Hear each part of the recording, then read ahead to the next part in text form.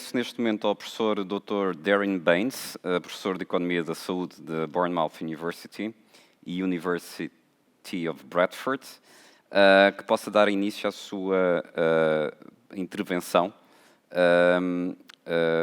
neste momento. Hello, and thank you for the invitation to speak. Over the next 10 minutes, I want to speak to you about the professional role of pharmacy in the future. I think COVID has really changed the game, and listening to the really enjoyable presentations today, I can see that, you know, there's a real challenge in terms of the technology that's coming up. But let me just outline a couple of things to you. I think firstly, COVID is a game changer. Whatever we talked about in terms of technology a year ago, the situation has completely changed. So what I want to do, given that we only have about 10 minutes now, is to give you my conclusions.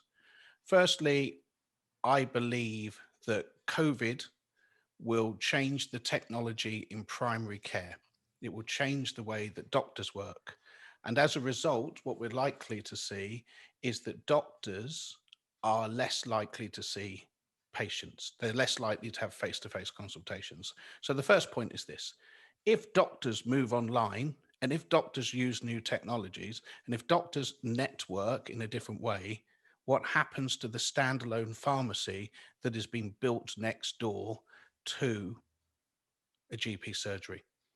And I think the biggest challenge for the pharmacy profession isn't necessarily things like blockchain. The biggest challenge is, what do we do with the pharmacy? Because it's been built in a place that is there to serve footfall. It's there to serve the patient that walks between the doctor and the pharmacy to collect their prescription. Those locations will disappear over the next 5 years because doctors will realize once you're online, you don't need a surgery. And if you do need a surgery, perhaps we need centralized surgeries. So the first thing I can tell you, and I think this is a short-term conclusion, is changes in technology in primary care are going to really challenge the way that pharmacy works. And that's the big challenge. And what do pharmacists do? As a result, we're likely to see a whole range of changes, but I'll come back to that. What I want to do is just go through a presentation, and I thank you, Congress, for inviting me here today to talk about this, is to go through a presentation where we talk about the professional's role in the future of technology. I think before we start, it would be a good idea just to agree what we mean by technology. Technology isn't the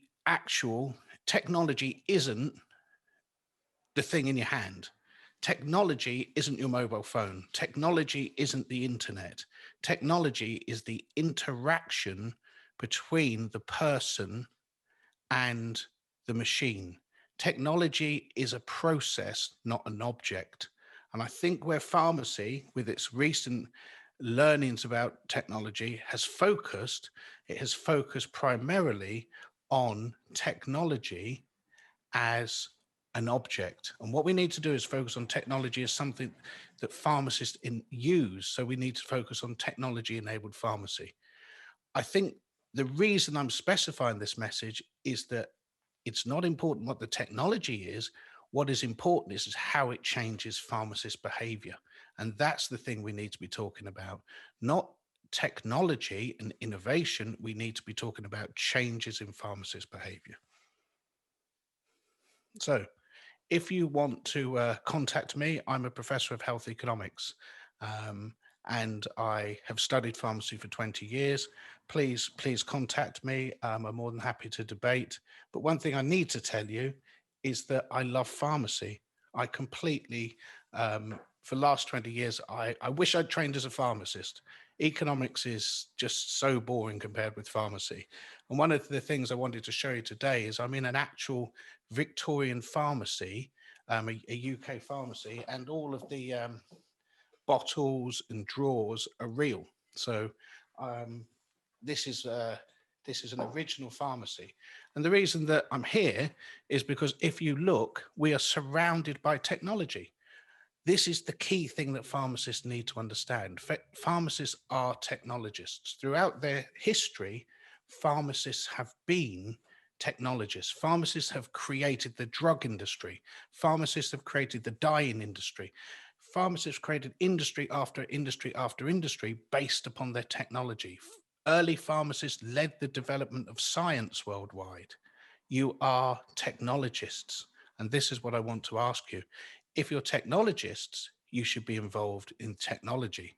But if you're clinicians, you should be involved in patients. So over the next few minutes, I just want to challenge whether you think you're a technologist or a clinician. And I believe that the profession has never been a clinician in the same way as a doctor, but what it has done is revolutionize the world. And pharmacists are revolutionaries. They have changed the world through using technology. The key question now is, do pharmacists become technologists again? I just want to take you through some of the challenges that involves. First thing to recognize is that pharmacists have always been technologists. If you go back to apothecaries, you will see that an apothecary is somebody that combines different ingredients. And what you'll find is that technology means skill. It means cunning of hand. Technology is something you take in your hand and you manipulate and you do something with. Technology is a pharmacist taking an object and making a patient better, whether that's a herb, whether that's a pill maker, whether that's compounding. Pharmacists are technologists. They have only exist because they were technologists. They haven't existed because of clinical skills. They've existed because of their relationship with medicines. So what I'm going to say to you is, if you want to think about the future of pharmacy and what the implications are, you have to think about the role, the history of pharmacists as technologists. And as this slide shows you, pharmacists have been technologists for a long time. Look at that guy in the middle. He is making something.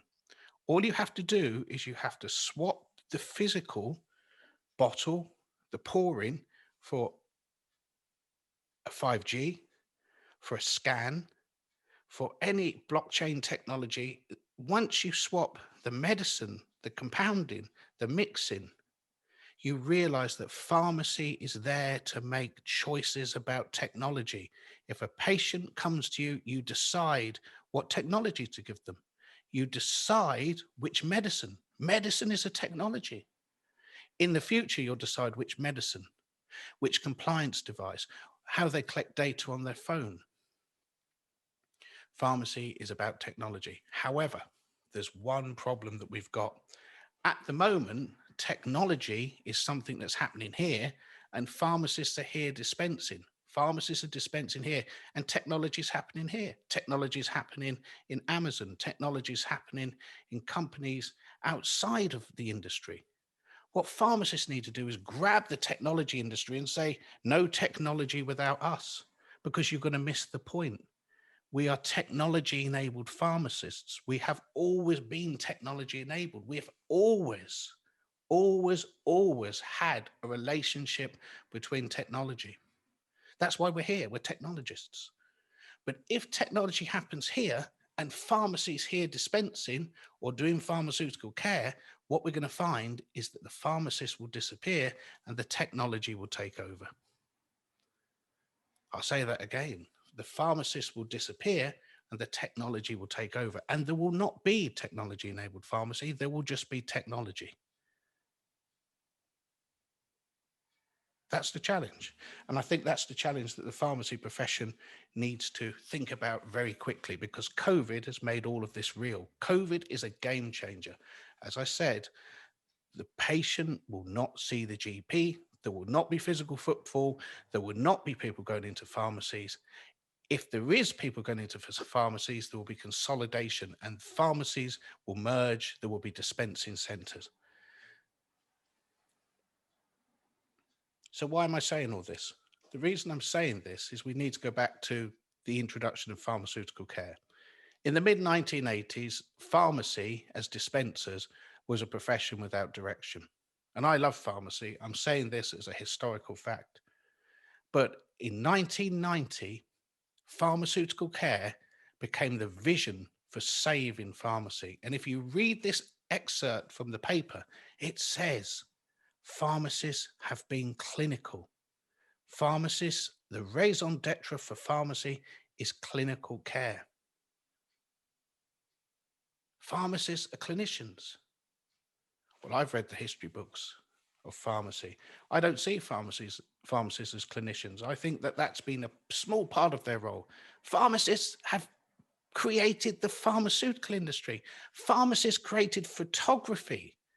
Pharmacists created industry after industry after industry after industry. Chemical industry, advances in science.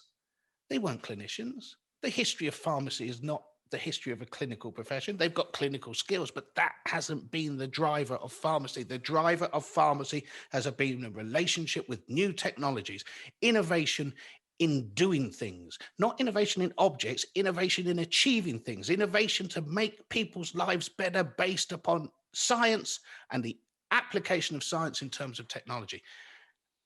Hepler and Strand were wrong. The raison d'etre of pharmacy has not been clinical. It has been technological. Now, I may not be popular for saying this, but if I'm wrong, let me just show you one fact. This is a diagram of all the technologies that have been introduced since the 1980s. The 1980s was the digital age, the age of the personal computer. But just look at this. In March 1990, the American Journal of Hospital Pharmacy published the famous paper on pharmaceutical care. From that day, 1990 has been 30 years. What advance has the profession achieved in pharmaceutical care in 30 years? How much has been achieved in over a quarter of a century in pushing the profession forward? 1990, the personal computer existed. But look what's happened since.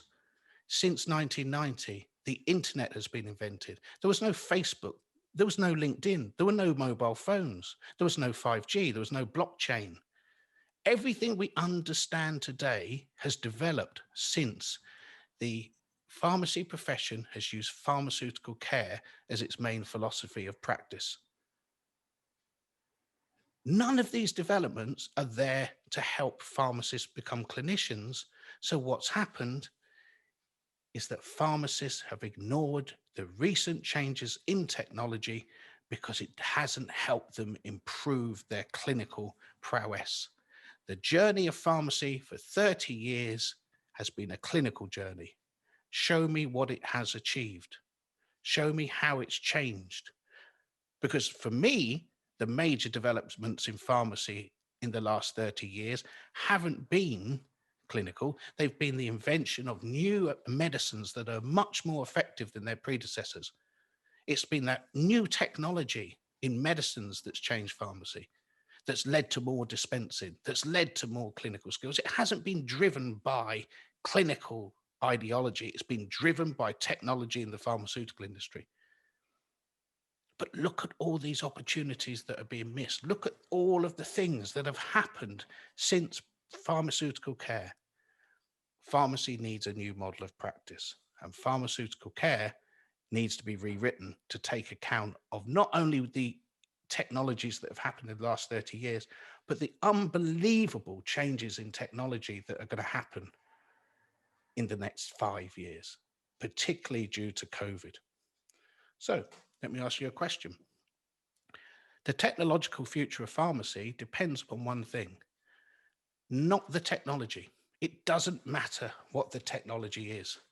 It matters whether you pick the technology up and put it in your hands and use it, because technology continues at a pace. But are you picking up that technology and saying, that is a pharmacy technology, that belongs to us? That technology can only be used if you have a pharmacist involved. Or do you say, let other people develop technology, and eventually it will help us with our clinical skills. I'd like to suggest, for one reason, and I'm just going to come to a conclusion very quickly because of time, I'm going to suggest one thing that's happened that I think is shocking. I am sitting here in a Victorian pharmacy that is full of technology that was relevant at the time, 100 years ago. But there's one thing that I think has happened that has been shocking. The pharmacy has been ignored. Why has the pharmacy profession ignored the pharmacy and focused on the pharmacist? Because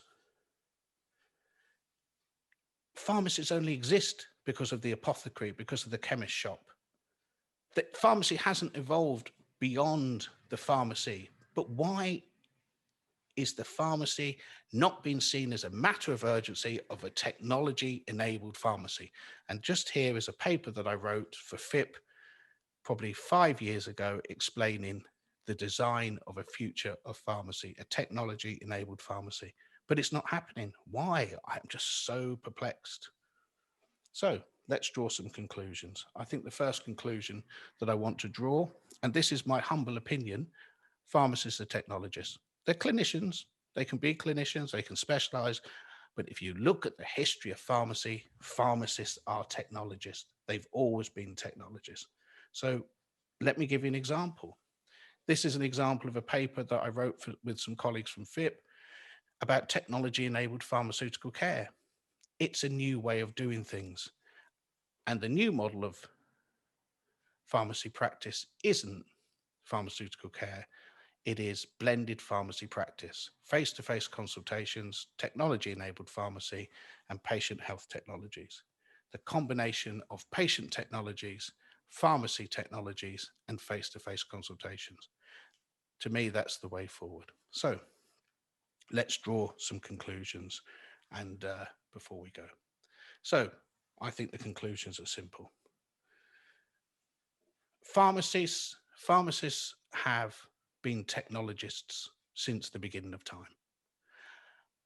I believe the time has now come for a change in pharmacy behavior and a change in pharmacy practice in order for the pharmacy profession to focus on technology rather than clinical care. However, we must evaluate properly. My name is Professor Darrin Baines. I'm a great advocate for pharmacy. I believe in pharmacy, but what I see is a technological revolution that's happening outside of pharmacy because of a focus on clinical and not a focus on technological. Thank you for your invitation. Thank you very much, Darrin. Very quick question, 30 seconds if you can. What would technology-enabled pharmacy look like in your vision in the future? Okay, so it's very simple. I walk into a pharmacy. There's a pharmacist there that I have a phone that's connected to the pharmacy. We don't worry about the health service and their data. The phone's connected to the pharmacy. On there's got compliance, questions. The pharmacist already knows who I am. A bit like a phone shop, I go to somebody who's there, like a technician, and say, can you help me with my technology? The technician helps me update my apps, work with my technology. While I'm waiting for a prescription, I can sit in the corner and I can have monitoring done, diabetes monitoring, a technology section. I can also do online questionnaires in the pharmacy, and I can interact with professionals remotely, and I can be involved in clinical trials. So the pharmacy becomes the technology hub for the health service. Mm-hmm. Perfect. Pharmacy suite. Thank you very much, Darrin.